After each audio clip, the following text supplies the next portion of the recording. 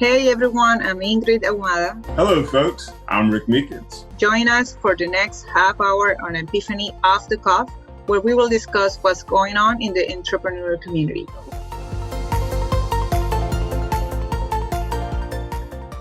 Hey folks, thanks for joining us on another episode of Epiphany Off the Cuff. My name is Rick Meekins. I'll be your host today, and we are joined by our guest in the studio, virtual studio, Barry Flink.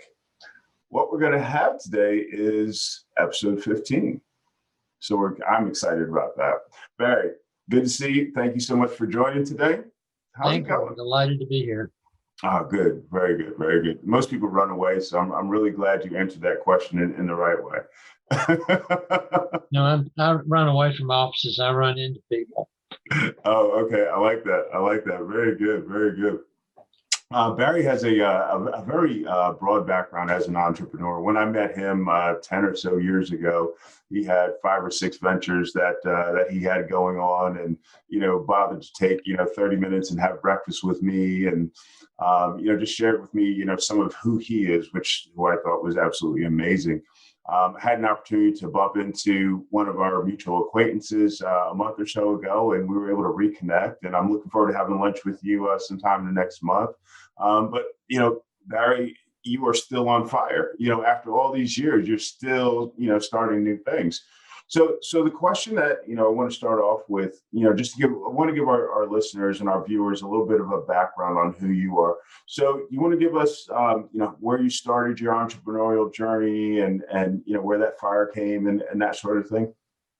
Sure, I can go all the way back to my childhood, but people would laugh me bored to tears. So we'll start at a little bit later point, and that was when I was in college.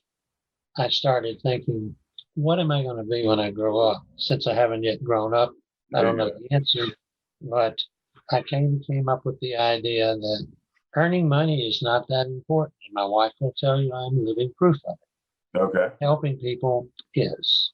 That's very important to me, and learning something every day. So for me, if I help somebody and if I learn something, that is my foundation for entrepreneurship. It's the opportunity to help other people. And God's been pretty good to me. It's worked out fairly well.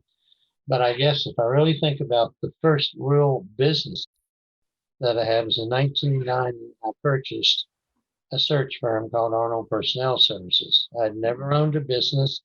I had been a typical corporate executive, had a good career, made pretty good money, blah, blah, blah. Mm-hmm. But I kind of reached the determination, I'm making a lot of money for a lot of other people. Maybe it'd be fun to make some money for myself. And I said, no, that isn't important. Okay. Maybe I can put myself, by being an entrepreneur, with the freedom to help people, not to be bound by the constraints of corporate America. So I bought Arnold Personnel Services. And there's an old adage in life, you learn from your mistakes, not from your successes. Arnold Personnel Services was a 22-year-old search firm. I knew everything to know about search firm because I was an HR executive. Wrong answer. I wasn't equipped. It isn't, first of all, an HR company. The one I have now is, but basically I did what everybody should do. I made a series of mistakes after pouring a big chunk of my own money into it, which resulted in the opportunity, and I do mean it literally, to have a business-related bankruptcy 3 years after I bought the business. This is exciting. I recommend everybody not do it. And that's kind of the gist of consulting, helping people learn what they should do as well as what it would be wise to avoid. Absolutely. So business flopped. I went back into corporate America and started owning again. Said, this isn't where I need to be anymore. So your business failed. You went bankrupt, and you kept moving, essentially. You went back to corporate and trying to figure out, what was going to be next. Yeah, and I'm not saying I didn't enjoy corporate America. I had some fairly substantial successes, and I'll only talk about them if you think it's appropriate and ask me to do so. But the fact of the matter is, and this is something a lot of people have finally realized, making money is not really that important. It's a byproduct of the things that are important, like helping others. Right. Everyone should have that mentality, like doing the right thing, the right way, for the right reasons. I'm accused of doing that. I hope it's true. And that's what entrepreneurship, again, was a little fire burning in me. Of course, it had been there. My father was an entrepreneur. He had two businesses. I worked in his businesses. You might say this was preoperative conditioning. That's how God and my dad and a lot of other people told me this is where I should go, which is another thing I am very, very poor at. God gives us two ears and one mouth, and I have a tendency to get that reversed. That's why I'm talking so little right now. But slowly learned that. And did you learn that? And did you do not really. I should rephrase that. I am learning it and not making great progress. But anyway, so I decided it's time to leave corporate America. Okay. And this time I'm going to leave for good. Good for you. Okay. And decided to start a management consulting firm, management of human capital. This is, think about the time you and I probably had met 10 years ago. No, it was a 10-year-old business. Okay. So Jim Sachansky and I started Flex HR Incorporated, a management consulting firm specializing in the management of human capital, non-financially expressed management of people, or I'd rather say the guidance of people. For sure. The business did extremely well because we did everything in an unorthodox manner. And I'll just give you a couple of examples. One, we wrote a business plan that we tore up 2 years later because we realized we had screwed up. We thought we'd basically be working with companies for a short while, 6-month, maybe 1-year assignment to help them get HR straightened out, etc. We screwed up. Some of our clients have been with us for over 15 years. They won't go away. We don't mind. But long and short of it, and the reason I'm telling this story is it feeds into some of the other things that took me in the directions I went in. Like everybody, I have opinions, and an opinion I have is sales is wasteful. Salespeople are wasteful. Tell me more about that. And the reason we feel that way, and we have a 21-year record to prove that we're right, is if you, and this is an American thing, Americans live by marketing and sales. We didn't. We've never run an ad. We have done a lot of networking. Except we don't even network. We do netting, different thing. We don't go to what I call speed date type functions, networking meetings. We go to events and then net weave, term that I didn't create, another guy did. But anyway, we came to realize, and again, only HR guys probably think this way anyway, is if we put our money into what we do, not selling it, that would sell us. We've been in the Inc. 5000 5 of the last 7 years. We dismissed our sales force over 10 years ago. Oh, wow. Didn't need it. Wow. Took the money that we would have been wasting on salespeople. No offense if there's anybody that watches this that's in sales. And we took that money. We invested it in the people that really matter, the people that touch our clients. Okay. Consequently, we have a turnover rate that any business our size of 21 years would love to have. Most of our employees that have chosen to stay with us have done so. How many We're people good are at what we do and not as humble about it as, well, we're more humble about it than I am. I'm very proud of what we've done. Excellent. We sold the business in December, and I won't go into a lot of detail, but I will tell you 18 companies expressed an interest in buying us. Wow. So I do know what I'm talking about. It worked. Yeah. So as this was coming on, I had a medical event that gave me a chance to pause and think a little bit about life. And I think you and I may have discussed it. I had a kidney transplant. Yeah. And again, this is not as focused as perhaps you'd like, so just rein me in if you'd like, but it all is telling the story, which again supports how you treat people matters. And I get emotional about this. When I found out that I was going to have a kidney transplant, I was 3 hours away from doing what I do on a regular basis, which is take each and every employee, or Jim does, to lunch, just to say thank you for what they've done for us. Paychecks are nice. Everybody needs one. saying thanks, people don't get enough of it. Mhm. I'm an over thank youer, if you will. So we're sitting, her name's Diana Farmer. She had been with us for about 10 years. We were having lunch. And, when you don't get to talk a lot often in the workplace, social chit chat's not encouraged. I'm not sure I totally agree with that either. But, how you doing, so forth. And I said, well, I think I'm fine, feel good, but I was just told I'm going to have a kidney transplant. She said, are you serious? I said, yeah. Apparently, the nephrologist said I need to get on lists and stuff. This is where I get emotional. She looked at me and she said, Barry, you will never have to look for a kidney. I'll give you one of mine. Wow. That may be a record. Emery said they never heard of someone getting a volunteer 3 hours after they're told they're going to need one. It was a perfect storm. There's a story published about this called The 14 Miracles, but basically, perfect blood type, perfect tissue type, age right, health right. First one was a winner. There were 2 other people that volunteered, so I never had to look for a donor. I am extremely blessed and very lucky. How does this work into what I've done and why? Gave me a chance to do something this world doesn't get a chance for many people to do very often, which is just sit still and think. Mm-hmm. And I thought about where could I help people the most? And it's the old, on an airplane, they tell you put the oxygen mask on yourself, then take care of your kids or others. Well, figured make myself happy and happier. Maybe I could make others happier. So I decided I had guessed right. The entrepreneurial world is where I needed to be, kind of flip-flopping in different directions. But so I decided I needed to do more of it. And I've had various other ventures come out, and a number of them. I've helped create the very thing we were talking about earlier, 200 Peachtree. In my background, my 2 core competencies are basically human resources, which is fine. I've done it for 40 years, pretty good at it. Don't really care.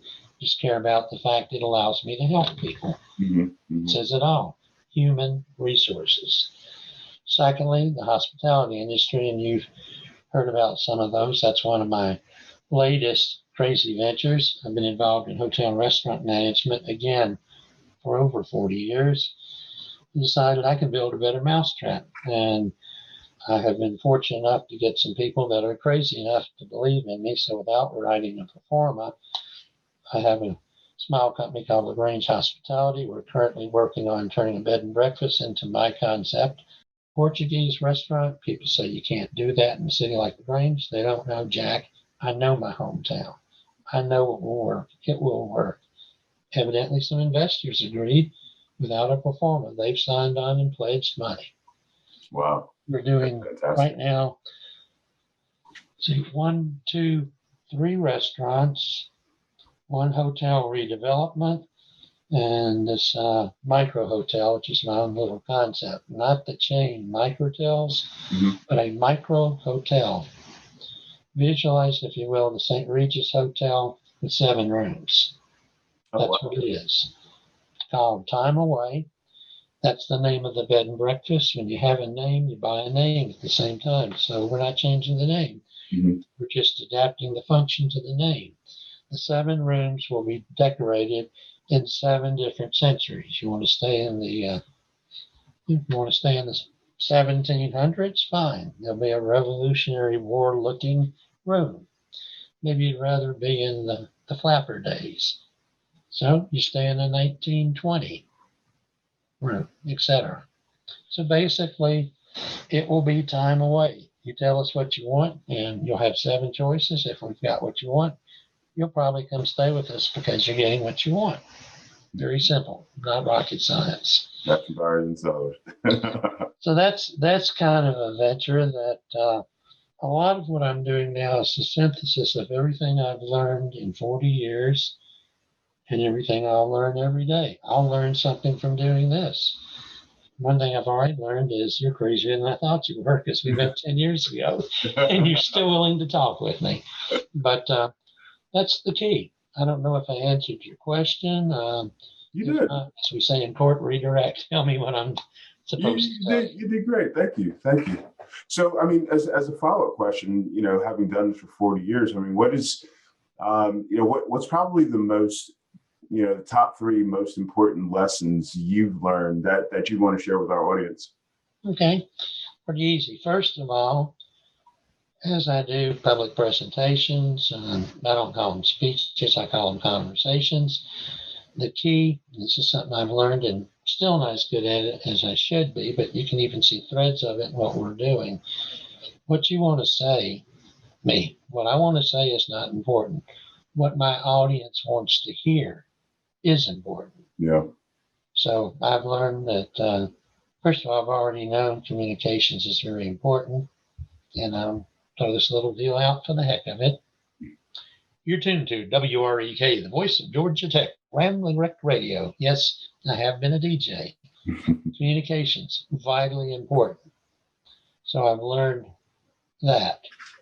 Communicate, focus on communication. Mm-hmm. Doesn't matter how brilliant you are, how hardworking you are, how smart you are. If you can't get it across to somebody else, you've put it in a box and nobody's going to ever get a chance to use it, see it, or hear it, or smell it. Yeah. Yeah. Did that answer your question? It did. Was that three? I heard communication. Oh, supposed to do three. I think I just did one. I guess another lesson I've learned is pay attention to details in everything, anything you do. Details matter. As we say in the restaurant business, there's no such thing as it being 97% okay. Yeah. Like a computer, on or off. You get everything right or you blow it. Yep. Think about it. You go into a restaurant, you look at the menu, it looks great. You get a surly server, bang, experience shot. Mm-hmm. All the way through the meal, great service, great food, and the temperature in the room becomes unbelievably intolerable, which for me means anything over 70 degrees. Boom, it's ruined. It takes only one bad thing, which will be magnified in the mind of the individual to decide, no, I don't need to do this again. Yeah. So that's another thing I've learned, which is basically pay attention to details. Everything matters. Kind of the converse of it, know when 100% is not necessary. There are times when 99% is okay. Mm-hmm. Know the difference. Okay. That's two. And I mean, I could actually give you 7 or 8 or 9, but I said 3, I've done 2. I owe you 1 more. I think one thing is whoever you're working with, make them smile. Okay. People that smile are far more receptive to what they're going to hear. Yeah. Think of the last time somebody was frowning, you tried to get them to understand something. Probably didn't work too well. So those are very, not the typical answers you'd probably expect to the question, but those are my answers. I like them. I'm sure our audience will too. So one of the other things that we've seen, you expressed, one of your, one of the challenges that you've had as an entrepreneur with your first company. So, I think that as entrepreneurs, we all recognize that we're going to, at some point or another, we're going to fail. If we're going to be successful, we're going to fail. We'll probably fail, multiple times in multiple areas. So a question that I think would be very unique for you is, over the years, what have you learned about recovering, from that failure? It's perhaps from a process perspective, or from, maybe 2 or 3 takeaways or something like that. What's been most important? What kinds of things are most important in that recovery, or that first one's back on track? Pretty hard. A lot of people can't do it. I haven't always been able to do it. I can't say I can do it all the time. Accept failure. Mm-hmm. Don't cry over it. Don't mire yourself in it. Look at it as a life lesson. Mm-hmm. Every failure is not a failure. It's preparing you to do something better or different. Mm-hmm. So step number 1 is just that. Reject failure. It's irrelevant. Okay. And I'm being very 40,000 foot level. There's realities. First of all, we're all human. We have emotions. That's going to figure into it. Vent, cry, get upset, but get over it. Mm-hmm. And persistence is a good word. If you believe in yourself, if you believe in what you're doing, a failure shouldn't stop you. It's just a bump in the road. Don't lose sight of where you want to go. And don't lose sight of why you want to go there. That's another thing, because a lot of people fail. They know what they're doing, but they don't even know why they're doing it. You know why you're doing something, you know what to do. Yeah. Way around, that's a sure it works. Excellent. Very good. Thank So you. your latest venture, or one of your latest ventures, is you're involved in an angel investing venture. Can you tell us a little bit about that? Sure. I guess first, how did I get into it? Because I'm not a guy with money. And the only thing I invest in is my family. But I was giving a talk at City Club, and next door was an angel group called Gathering of Angels. A guy named Tarby Bryant headed it up, and he heard me speaking, and his meeting had ended. Kind of stood at the outside the door and listened to me. Mm-hmm. Another crazy person. He apparently liked what he heard. Mm-hmm. He walked in afterwards and said, "Mr. Flink, are you an investor?" He gave the same answer. Yeah, I invest in me. I invest in my family. Why? And he said, "Well, I'm next door. I have an angel group called Gathering of Angels. Would you consider being a member?" And I said, "Sure. Why?" "I'm not an investor." And he said, "You've got wisdom." And I said, "Got you fooled." But yeah, I know a few things. And he said, "I'd like you to come in as an advisor." So I did. It was a wonderful experience. Tarby subsequently closed his business in Atlanta because his wife had cancer and they wanted to move back to Texas. Mm-hmm. I was on his advisory board, so that's kind of how this all started. So was a guy named George Bergman. George and I met on that advisory board, although coincidentally, we both went to the world's best university, commonly known as Georgia Tech, and we're the same age, and we're even in the same major. 50 years ago, we may have sat in a classroom together, never knew it. But anyway, and all this talks to connections that make a difference, that sometimes we don't even know they exist. This is a 50-year gap that resulted in a connection. So George decided to start his own angel group, and he asked me to be on his advisory board. Nice. That's how I got into this, long story short. It's fun, and that's another big point. I say this to anyone. If you don't enjoy what you're doing, go do something else. Yeah, definitely. And all of this are threads of what makes entrepreneurship work, and that's a key one. If you don't like it, don't do it. Go do something else. Yeah. And that's how I became part of and ultimately one of the managers of GTSI. Can you tell us a little bit about that? I know that the term angel investment is probably not unknown to folks, but I think that there may be a gap in understanding and Sure. how that might work. Okay, and it's different from an angel fund. Mm-hmm. What we are is a group, a firm that basically brings people who are investors to companies seeking money. You might say it's a matchmaking service, although, and this isn't Shark Tank. Shark Tank is entertainment. My wife watches it and asked me why I don't like to watch. I said, first of all, it's a comedy show, and secondly, it's a bunch of baloney, which it is. But in the real world, there are a lot of businesses that cannot get funded from banks. They're too high risk, or the bank just doesn't believe it'll work. These type firms are the type firms that come to us and say, we're looking for money. Can you help us?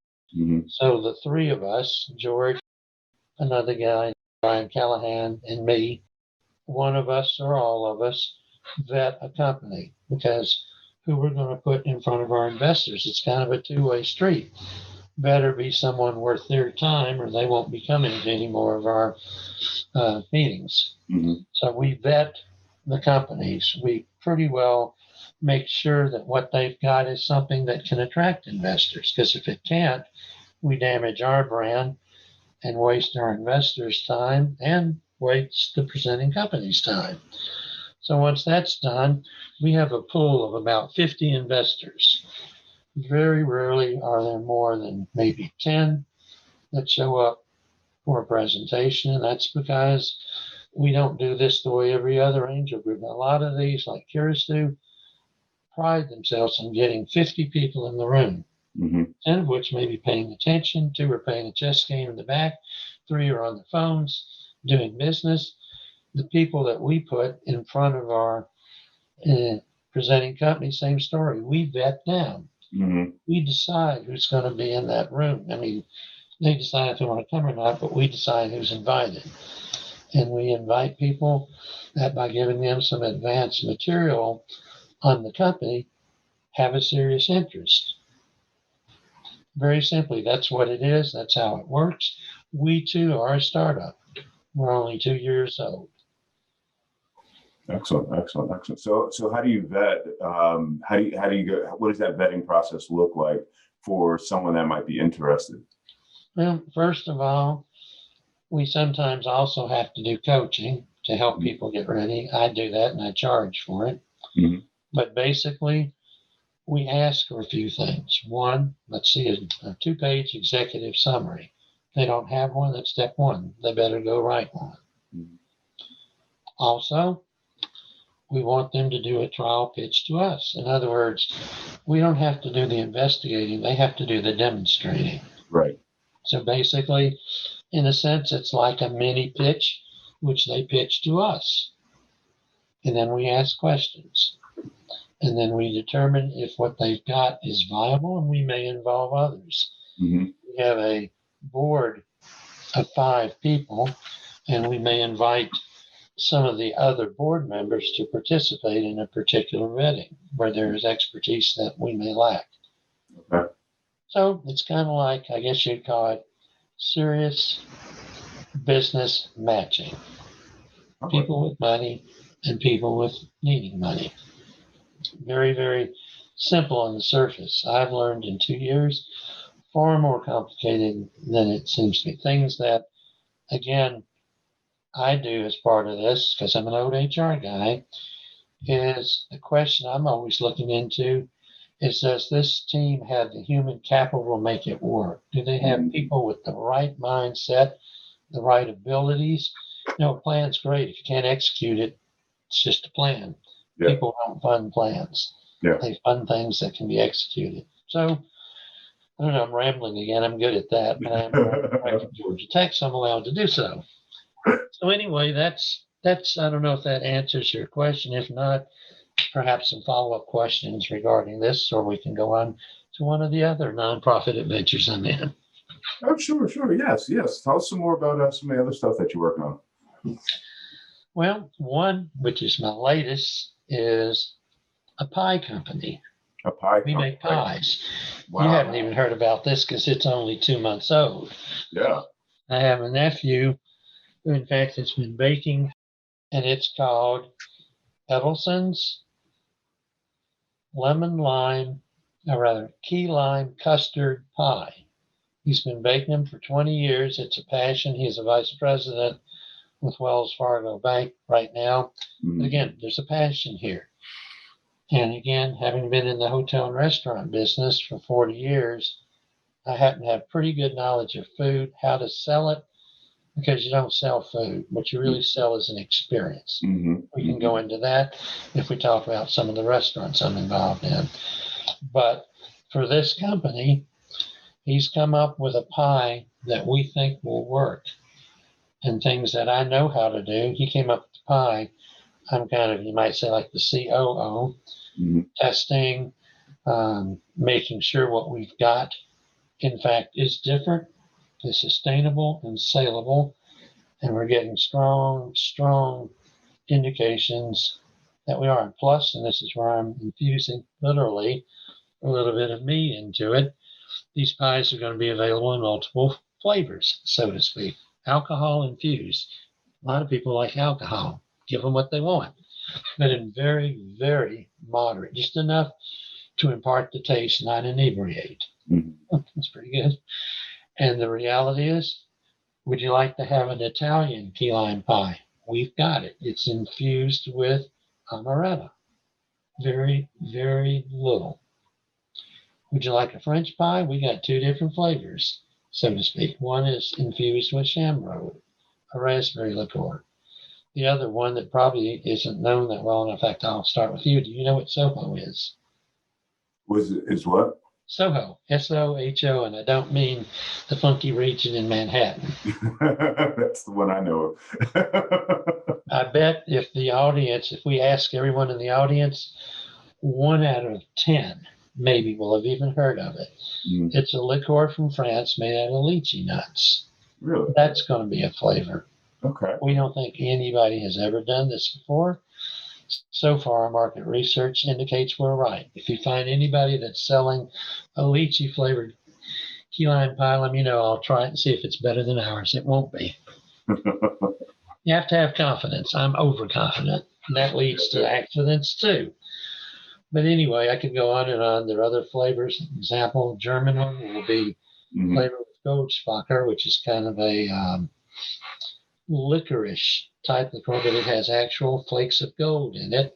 Oh, wow. Pick a slice of that pie, you're going to see a little gold on it, real gold. Okay. So that's the latest venture. It can also tie back into the restaurant activities. Needless to say, it'll be the house pie at the restaurants. And one of the restaurants, can be Portuguese, we'll put a Portuguese liqueur into it. Interesting. So really interesting. So that's that one. I don't know. I probably lost track in what track am I supposed to be on? You were going through some of the other businesses that you have right now, some of the other ventures. Okay, I'll talk about a few others. A couple of these are highly technical, and I am not a technical guy, so I won't be able to explain the concept that well. Sure. But they are also startups that I've become involved in, not only in helping them fund, but helping them come to life using a little bit of business experience I have.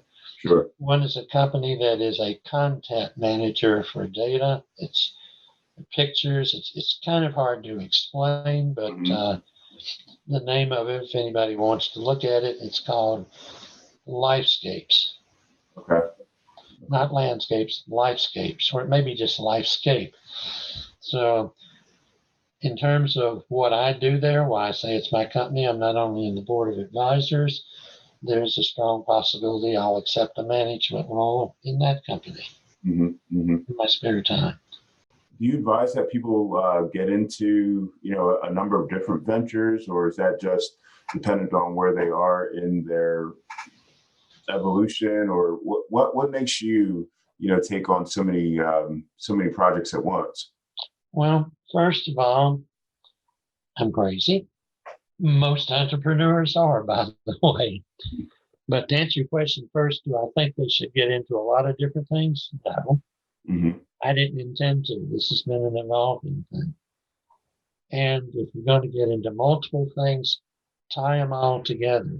Everything I'm involved in has some sort of a tie, and all these ties come to the nut in the middle, me. But doing more than one, it also depends on a basic fundamental in who a person is. People that manage people, capital, and time do well and can do stuff like this. But if you don't do all three of them, I wouldn't recommend it. It's dangerous water. Yeah. Time management is something people are phenomenally weak at, unfortunately. But if you look at people that are executives in large companies, they practice time management generally very well. Yeah. Limited success I've had is the same, particularly recently, and because you've worked there also. I hired an administrative assistant, freeing me from things I don't do well to focus on the things I do. These are traits that are necessary if you're going to, people say, how do you juggle all this stuff? You're helping run 3 companies, you're serving on half a dozen boards, and you'll take my call to talk and advise me about something, which I do. I mentor people constantly. I don't accept money. I do it because I like helping people. And a lot of people I've mentored, frankly, have financially been more successful than me. I've got an example right across the street. A lady who is an attorney and her husband also an attorney. The lady did some work for me. Mm-hmm. They live in a home that sells for $1.2 million. I know it did. Mine, if I can get you to buy it for $650,000, I'd be thrilled. How about it, Ray? I'll make you a deal. For you, $639. You're the best. And then I look at myself and say, look, she is living in a house double mine. What did I do wrong? And it's not what I did wrong. It's what I did right. I don't need a house that big. I don't want one that big. Mm-hmm. Mm-hmm. We have a nice roof over our heads, food on the table, good food. That's a big thing to me. That's a big thing. We have our health now, finally. And as I mentioned, I've just 2 years ago gotten over a kidney transplant. My wife has just now recovered from cancer. Wonderful, wonderful. And we're very blessed. A lot of people don't have happy stories about these things. We do. Yeah. I don't know if I've answered the question, but as far as doing multiple things, do I recommend it? No, it's a natural evolution. If it's something a person should do, they'll know it, they'll do it. I wouldn't set a strategic plan. I want to own 3 businesses. I want to operate 5. Mm-hmm. I don't have any plans like that. Never did. Mm-hmm. I'm just letting do it and work for evolution, things that should happen will happen if you give them a chance. Outstanding, cool. All right, so we typically wrap up with a couple of questions. Inspiration, more along the lines of inspiration. So, first question is: at any point in history, is there someone that you would want to sit down with and just have a conversation with? And if so, who would that be? Several, if I can. Sure. One, I'm Jewish, but I'd love to meet Jesus Christ. Okay. I don't know if he's the Messiah or not. Now I'm talking about religion. We'll do sex and drugs and done everything we shouldn't do. But the fact of the matter is, whether he was or was not is totally irrelevant to me. What he taught. I mean, he's a nice Jewish boy, after all, like me. Thank you. And 12 Jewish dudes wrote the book about him. Okay. But I'd love to meet him. Okay. I would love to meet Jesus Christ. Another one that I'd love to meet would probably be re-meet my father-in-law. He is possibly the biggest, even more so than my own dad, inspiration in my life, because this man's a Holocaust survivor. Okay. And to meet him, in fact, if you ever want to, go to the Atlanta Historical Museum. There's an exhibit on him, and a guy plays the part of him and actually comes out and does a little, 10, 15-minute dramatization. He plays the part of Eli Soto, and he nails it. Eli Soto was my father-in-law for 49 years, so I know the man. He's an inspiration to me. He's someone I'd like to re-meet. I miss him. He's been gone for several years. Third person is my own father, although I talk to him on a pretty regular basis. He died 2000 on the nose, but learned a lot from him. Wonderful. And the fourth one, I'll say, I don't know yet, but there is someone else I need to meet. Mm-hmm. I don't know who this person is, but I know when the time comes, I will. Who knows? Maybe you're the guy. I don't know. You already know me. That was not your typical where I like George Washington or I want to meet John F. I mean, I've been blessed to have an opportunity to meet some people. I've had dinner with Jimmy Carter when he was the governor of Georgia. Okay. No other comments. Cool. Trying to think. Several U.S. senators, a lot of people that are, big people in the world. Yeah. I love meeting people. I guess another real wrong answer to your question is I don't have any 3.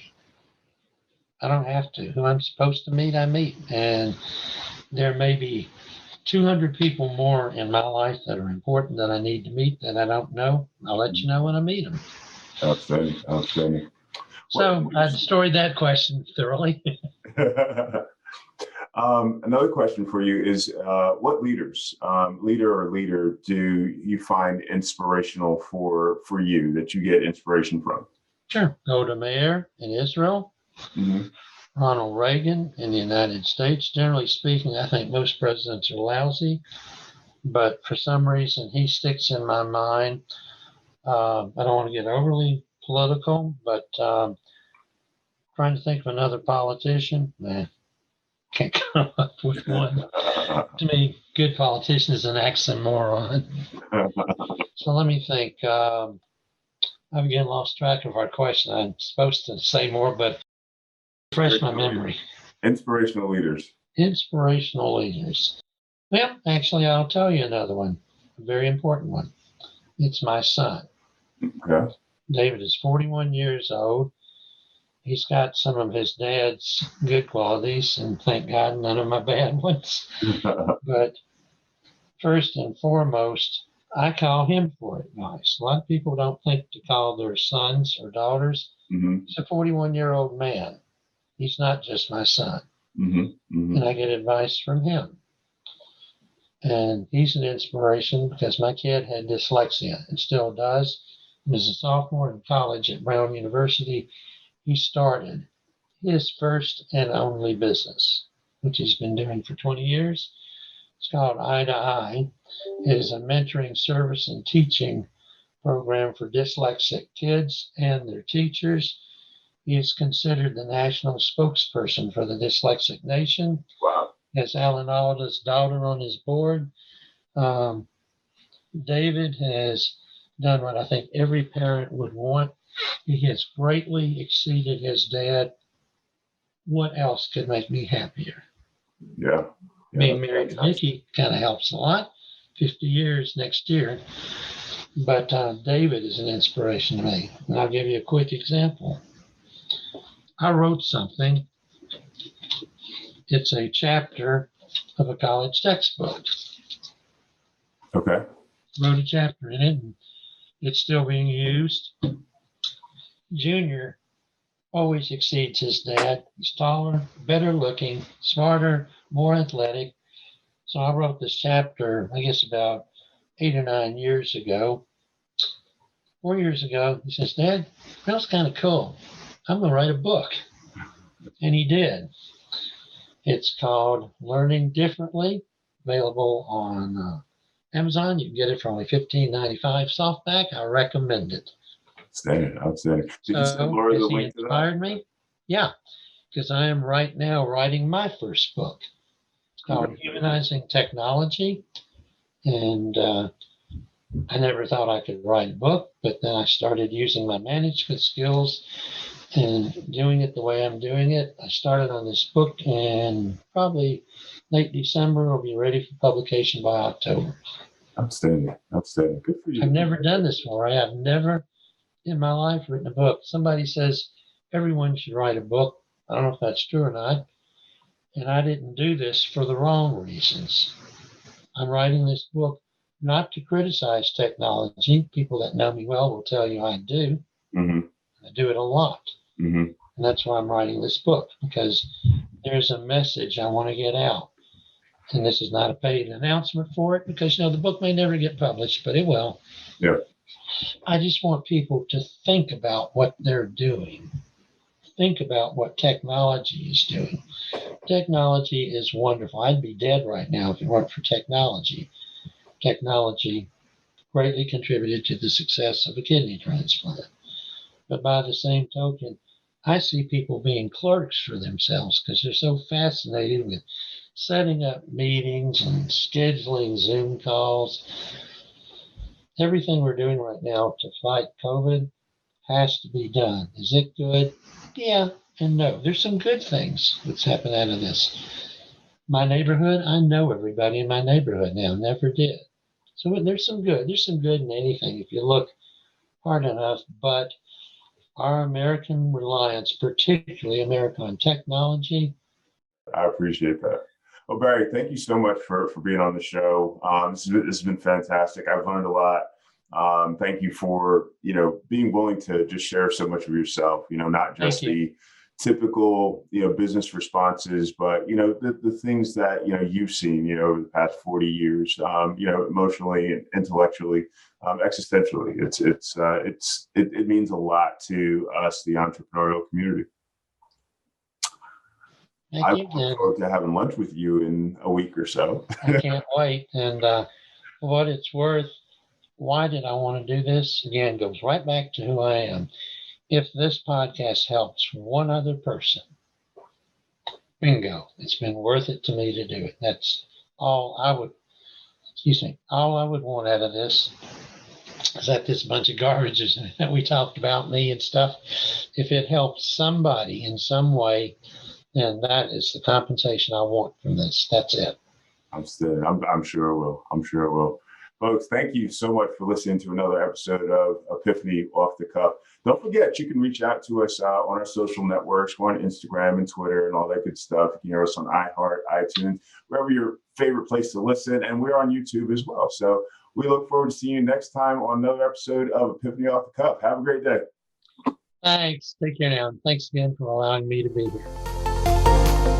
Well, everyone, thanks for listening to the show. We hope that you've enjoyed it. We would love to hear your feedback or review. If you loved it, drop us a line. Let us know what business topics are on your mind. We'll make sure to talk about it in an upcoming episode.